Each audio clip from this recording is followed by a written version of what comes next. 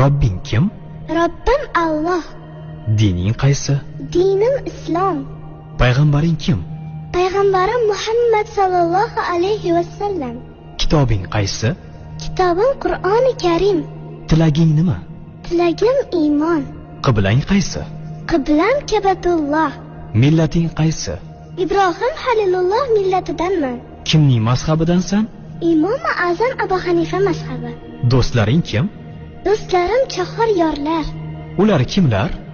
Abu Bakr Siddiq, Hazrati Umar, Hazrati Usmon, Hazrati Alidir. Qachondan beri musulmonsan? Al-Misoqdan beri. Al-Misoq nima? Alloh taolo ruhimizni yaratib, ulardan va'da olgan kun.